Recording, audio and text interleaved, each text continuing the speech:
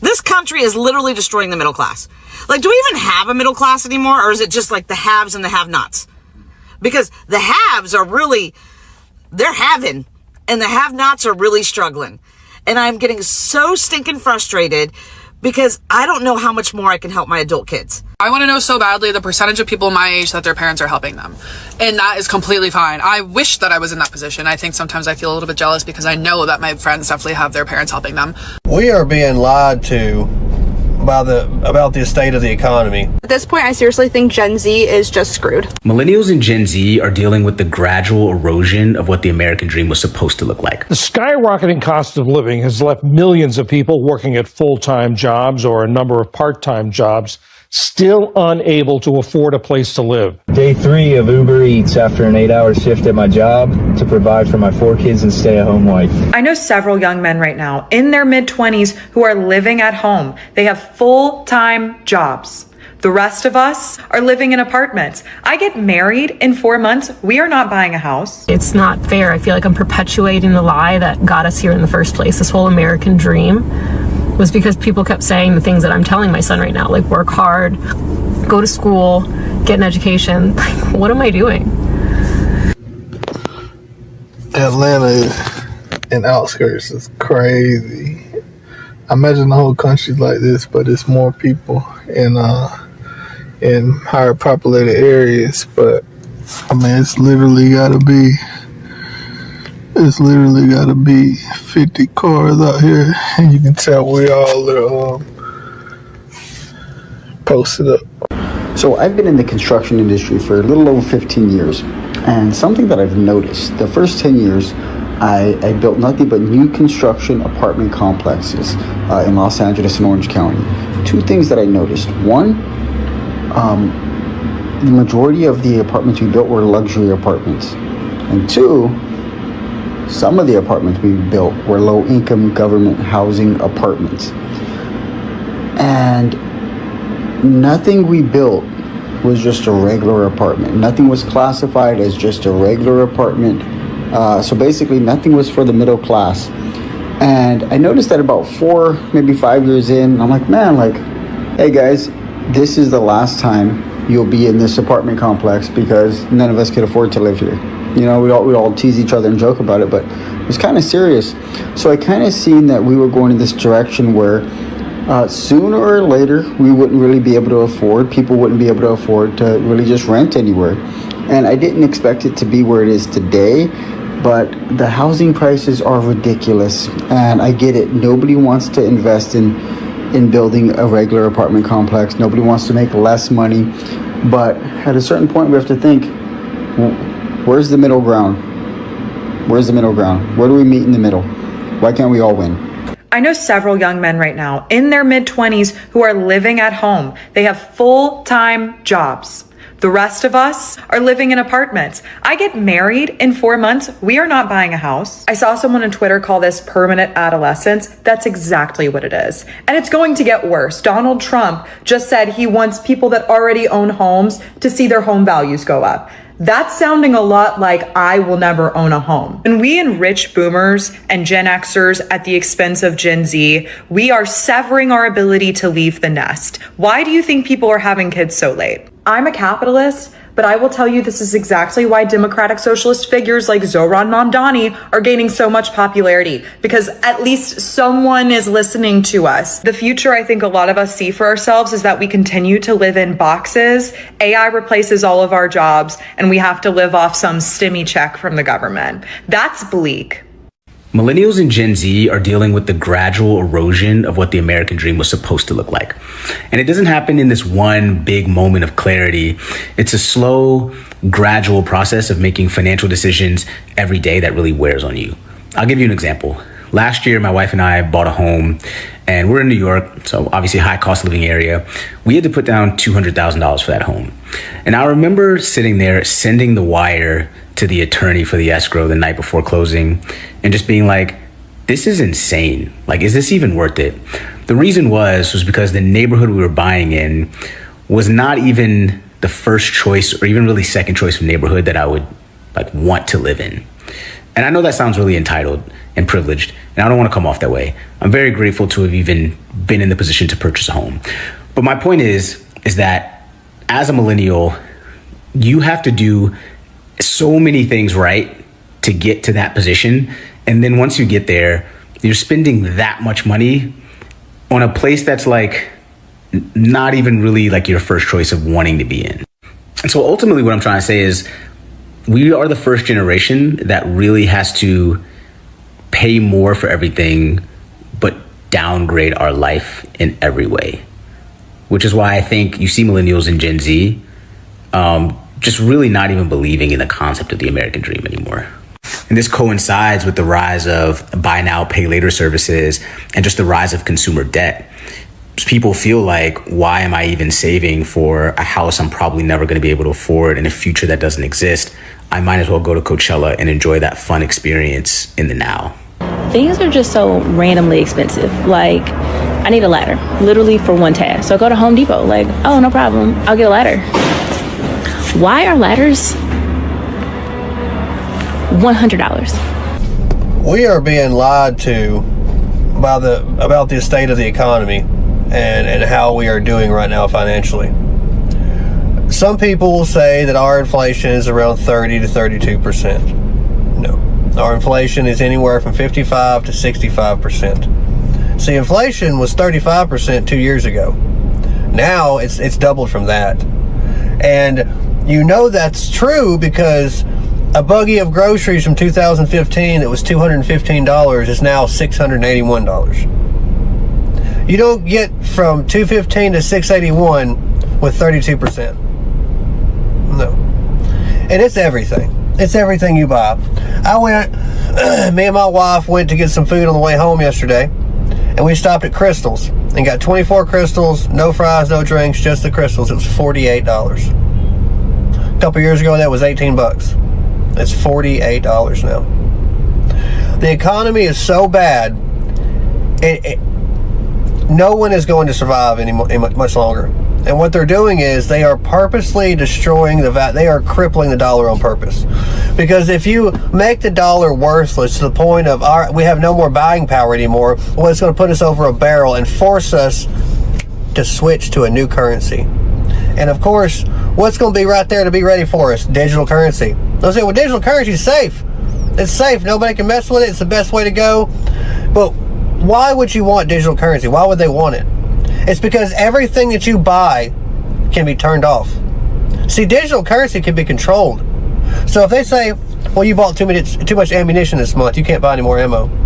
Or you bought too much meat this month, you can't buy any more meat. You've done so much driving this month already, you don't need to drive anymore. It's too much gas. You can't buy any more gas. Cash means freedom. Cash is king. If you have cash money, that is ultimate freedom because you can buy whatever you want and nobody knows. It's private, it's personal. You can buy whatever you want, it's cash. But as soon as you have to use digital currency, there's a trail of breadcrumbs everywhere. They know everything you buy. They know everything. And if they can decide one day that you said something on social media they didn't like, or you go too much against the grain, and they turn off your money, and you can't buy nor sell nothing. Now, what do you think that sounds like? You can't buy or sell unless you have it. It's coming. So I lied to my son today, my 5-year-old. He asked me a pretty simple question that any 5-year-old, 6-year-old, 7-year-old, any kid would probably ask their parent. And to me, it hit different because today he said, why do I have to go to school? I don't want to. And I told him, because it's important to get an education is important, to be smart and to understand how things work is important. I told him, so that way in the future, you can get a good job and you can earn money so you can get a good house and have a nice life for yourself. You gotta go to school, you gotta get smart to do that, And it's getting harder to do these things and say these things to him because I really am lying to him, and I am fully aware of that.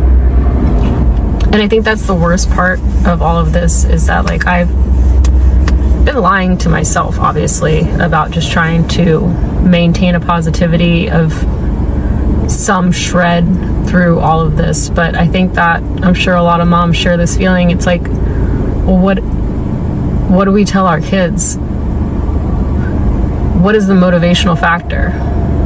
Like, go to college and get into massive amounts of debt for a job that you might not be able to even get, for a degree who knows it's going to be there or not, for a field who knows if it's going to exist, in a country that who knows if it's going to even be a country still. So you can afford a house that nobody can even afford today. I'm expecting him to be able to afford it in 20 years. Maybe if he gets sick, what is he going to do? Afford health care? Where? What am I cheerleading him for? Like, I feel so bad because he is like the only bright light in this world I feel like I have left to be motivated for. And I feel like it's a lie. I shouldn't feel like this. I have what I need. I have a home, like a beautiful marriage to my husband, his father. We've created a family, jobs. We have everything that I was told would be the dream, like the dream, the end goal. And none of it feels real because none of this is actually real. Everything, property taxes on the house, that's going to just keep going up. So there's people who are losing their homes because they can't afford it. Insurance for what? For married couples and now even for kids, and just keeps racking up. So what was the whole family goal for? It was go to school for what? All these degrees that they're shutting down? Thank God I didn't go into nursing or something like that. What are we telling our kids? And I try to be really as honest as I can with him. He's only 5.5, but he knows who the bad man is. He knows what bad people do. We can drive past construction sites where they're clearing trees and land, and he'll sit there and call it out and say, that's bad. Don't do that. That's bad for the environment. We need to save land and areas and trees. And I'm so scared, at what point do I stop lying to him about all of this? Because it's not fair. I feel like I'm perpetuating the lie that got us here in the first place. This whole American dream was because people kept saying the things that I'm telling my son right now, like work hard, go to school, get an education. What am I doing? What are we all doing? I don't know what I'm doing. Day 3 of Uber Eats after an 8-hour shift at my job to provide for my 4 kids and stay-at-home wife. Here we go. All right, so I'm on my way to Daytona Beach right now. I did shower, change my clothes, get something to eat, but now I'm ready to go, and yeah, I'm excited to see what the night brings. I'll turn on the app once I get there. So I just hit this random pothole in the road. Definitely hit the bumper of my car, but I don't see any damage, so we're gonna keep going. All right, first order of the evening, 2.4 miles, $6. Let's do it. All right, this is a shop and deliver order, so I'm walking into Dollar General right now. So I need to pick up 5 items. So it has me scan the items, guys. There we go. All right, so far so good. That wasn't so bad. Check it out. That seems pretty good. I just finished my first delivery. Now I'm going to 7-Eleven. I keep seeing comments telling me I should do DoorDash. So on my next video, I'm going to do DoorDash and see how it compares. All right, it was definitely a little bit sketchy in there, but I'm fine. We're going to deliver this stuff. It should be good. Come down the driveway to the screening area. It's pitch black out here at this house. All right, guys, I survived. Got another order coming in. Let's do it. I'm hoping that'll be my weirdest one of the night, but hey, life is full of surprises. So this Pizza Hut right in front of me, but I'm not seeing it. Oh, there it is. It's dark. All right, that took forever. It sure smells good though. I'm really starting to put a lot of miles in my car doing this so much. Hello? Hey, this is your Uber Eats driver. I'm looking for your place. I don't really see any numbers on the building, but I think I'm at the right spot right outside the door. Hey, oh yeah, it had me on the other side. Yeah. No, that's okay. Thank you. Yeah. Great evening. Yeah, you too. Thanks. I don't know why you both tell me that you're out there as opposed to inside, so. Yeah, I don't know, but I'm glad I found you. So. Thank you. Yeah. Have a great night. Yeah, Thank you so much. You too. All right, I'm parked in front of Steak and Shake. It is pretty slow tonight. Remember, I'm paid by the order, not by the hour. So, yeah. All right, guys. For some reason, my Uber Eats is an hour behind. But as you can see, I started basically at 6:03 p.m., ended at 8:36 p.m. So I did this for 2.5 hours. I made $15.02. All right, so I did just do the math on this. That comes out to $6.01 per hour that I made for the time I did this. Keep in mind, that is before taxes, before gas, and before the wear and tear on my car. So yeah, do you think doing Uber Eats is worth it, guys? And do you think Uber Eats is paying their delivery drivers fairly? I'd like to hear in the comments below. Food prices are getting absolutely ridiculous. Last week, I paid $5.79 for a bag of Ghirardelli baking chips, and today they were $7.39 for the 10-ounce bag that I literally bought just last week. Not even last week, on January 4th, so what, 6 days ago. The 20-ounce bag was $10.99, and now it's like $13.99. These food prices are getting ridiculous. Like, what is with that jump? That is crazy. And mind you, this is from the exact same store. I don't care. Nothing deserves a $2.50 price jump.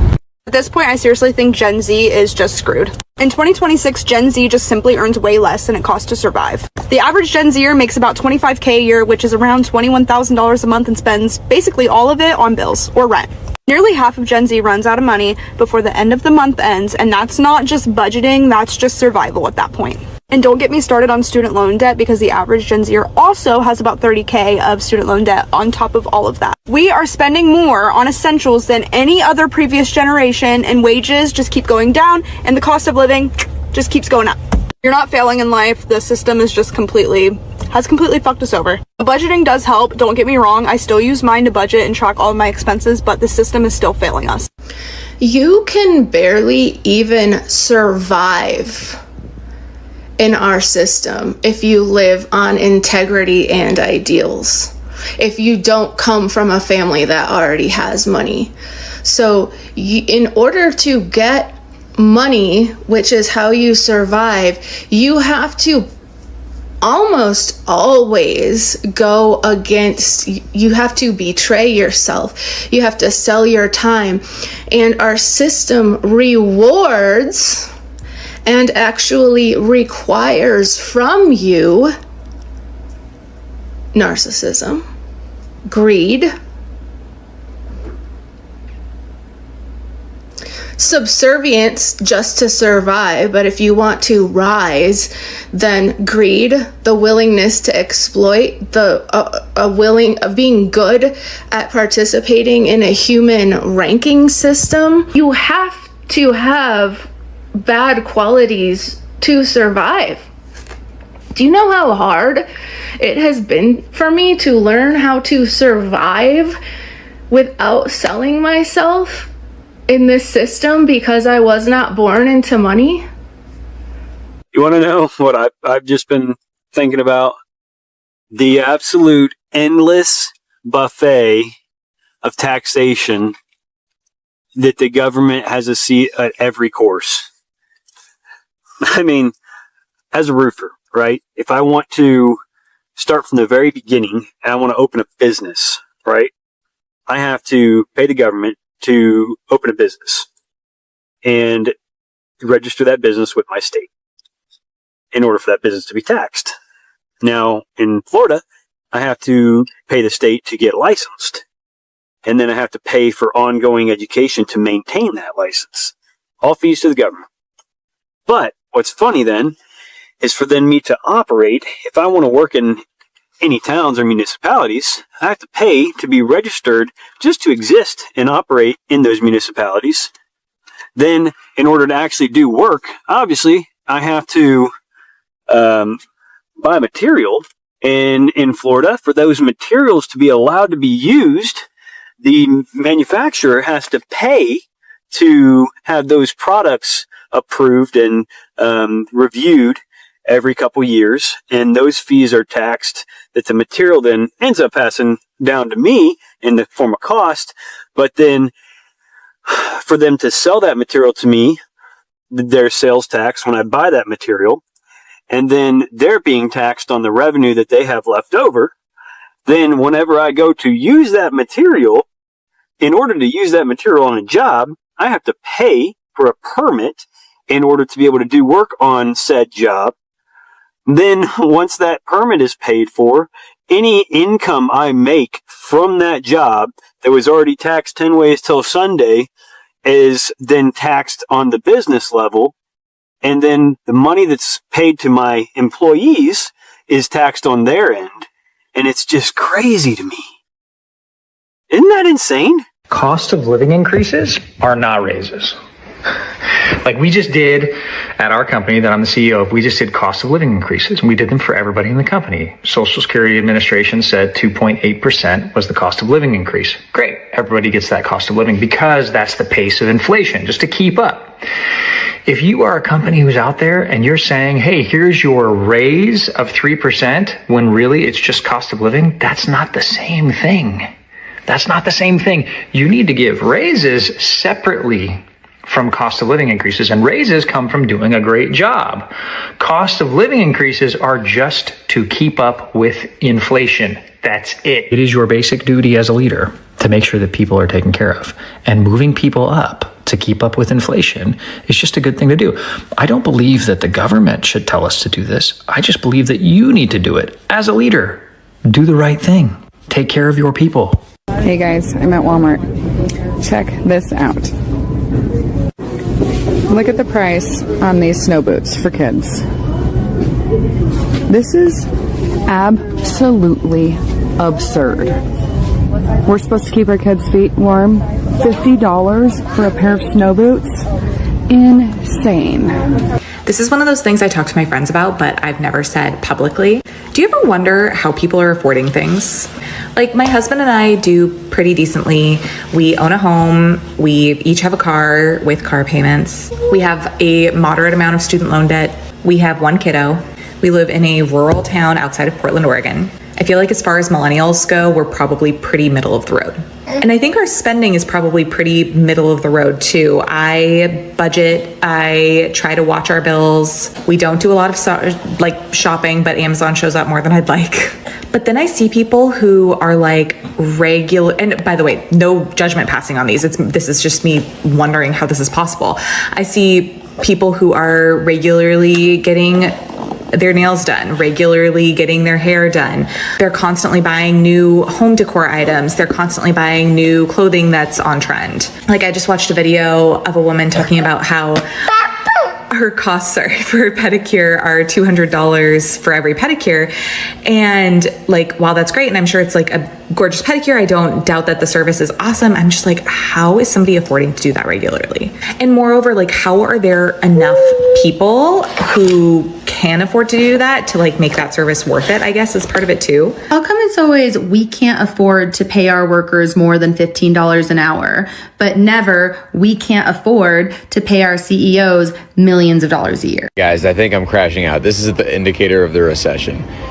You can't tell me toothpaste is all $7, $7, $7, $7, $10. Like, dude. How is anyone affording anything? Because everything is expensive. It's like looking at Zillow and there's like a 2-bedroom townhouse that's a fixer-upper and it's like $875,000. Get bent. Or you're paying like $1,200 a month for some shitty Honda that like screams when you start the engine. Like, I don't understand. And like concert tickets, I know I've mentioned this before, but they're like $600 just to like sit behind a pole. But if you want like a decent area where you can breathe the same air as the freaking stage, it's like $900. What the Or like all these people are going on these lavish vacations to like Greece or like Ireland. What? Or like kids' sports fees, they're like $300 and you get like some shitty polyester jersey and you don't even get shorts, it's just the jersey. Is this real life? So I'm convinced either one of a few things is happening. People are selling their feet for money. They're freaking selling plasma. They're literally selling nose nachos, or they're married to someone super wealthy, because I have no idea how the hell anyone is affording to. Hi guys, welcome back to my channel. My name is Furaha. If you're watching me for the first time, thank you so much for stopping by. Thank you for choosing to watch this video to this point, and I really appreciate your time and the effort that it has taken you to get this far. Now guys, if you have not subscribed to my channel, if you're new to the channel, and anyone else that has not subscribed to my channel, whether you're watching my videos or not, please consider subscribing right now. Please don't forget. And for those returning subscribers, thank you so much guys for always being in support of my content, in support of my channel. You have encouraged me, you have always been there for me. I don't take that for granted. Thank you so much, and I hope that you're keeping safe from wherever you're watching me from. So guys, on today's video we are talking about white people complaining about the silence of black people. Now this is not something that is new to the ears of black people, because it has been happening. Now white people keep complaining about black people not being part of the struggle, the part of the struggle of, talking about how life is hard, how things are not working out, how America and the American dream has become something that is like a lie, which is really a lie. And I remember when someone said that, for you to believe the American dream right now, for you to live the American dream right now, you have to really be in slumber, you have to be sleeping for you to believe that, because, and they even went ahead and said, it's the reason why it was called the American dream, yeah? You experience it only when you're sleeping. Now, this is due to the fact that life has become terribly awful in America, and many people are really struggling. Now, I do understand there are many people that are not struggling. Of course, when you're talking about struggle, it's relative. But we're talking about everyone feeling the impact of the economy and the things that are happening. Things have become expensive. We have people that do not feel the impact of groceries going up, the prices, We have people that do not feel when housing becomes a problem, because probably they bought houses and stuff like that. But we have the people, the middle class, and the people that are struggling, who are barely affording groceries. And you see, when you want to know that the economy of a place is really in a bad place, you see it from stuff such as, people not being able to afford groceries, people not being able to afford food basically, and stuff like that. It helps you to understand that the extent to which this economy has affected people is really not a joke, yeah? Now, the people of America are complaining, and especially white people. They're complaining about whatever Trump is doing to them. He's not making life easier, and this has been happening for quite some time now. When someone is not working, you always give them time. You think maybe they're working on something else, and then they will come deal with the issues that are really affecting you. But when you realize that they're taking way too long, and they're not even talking about it, they're not paying attention, they're not listening to people, and then you know that that is not even in their plans to begin with. Now, President Trump has done nothing short of that. He has been acting as if he doesn't hear white people or Americans complaining about the situation and the economic situation of that. Now, people have been complaining for way too long, but he has not paid mind to that. He has not addressed it. He has not said a thing about it, and there has not been any change to make people like relax and feel like there's someone that is taking care of them. Now, when you elect leaders, political leaders, that is usually the work that they're supposed to do, to represent you and your struggles, the things that you're going through. They need to go address them in their sittings, and to make sure that something is done on that, yeah? But that is not the situation with the Trump government right now. These people, you sometimes wonder if they hear black people or white people complain. You wonder if they really, care about Americans, Now, the problem is not even that. The problem is when white people are now trying to fix black people into these chaos, because they're talking about black people not being, reliable. They're not available for them to help them, to hear their cry, because they're complaining about being unable to afford groceries and food, not getting enough food stamps. not being able to afford housing. You know, most of them, they're actually talking about being like a paycheck away from being homeless. Some of them are actually very homeless already.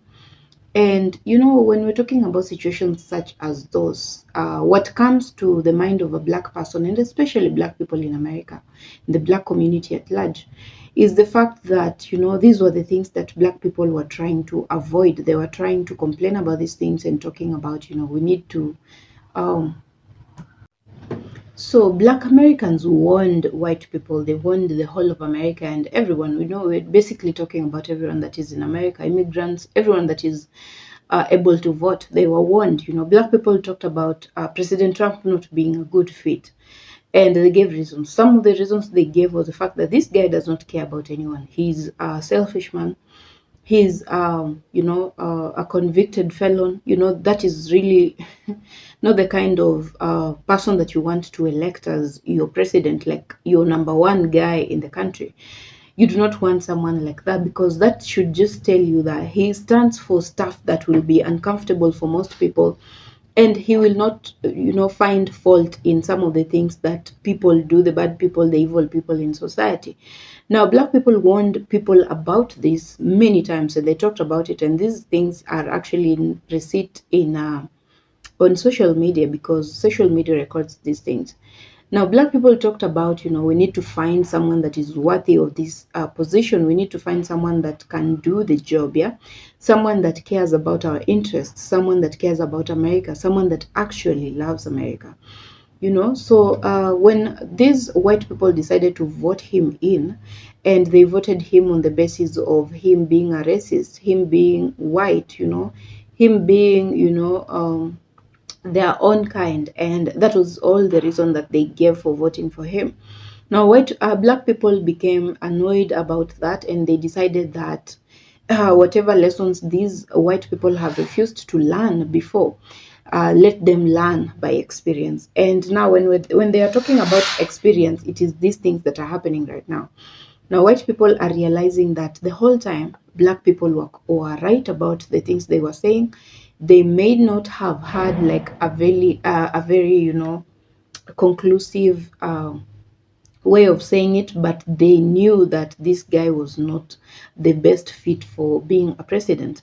Now, when they said that, the white people did not believe them. They thought maybe black people are talking like that because they do not want a white man to lead them. Maybe they are saying all these things because they are jealous, because they are feeling like they have been taken away from power. You remember there was Obama that was in power. And now they decided to do this as a punishment to black people. Now, when you decide that you're going to punish me by electing someone that is bad for you, you should be very ready and endure the things that he will make you go through. Now, that is actually what is happening in America now. People are going through things that they cannot even complain about, because they know for a fact that they were warned about this.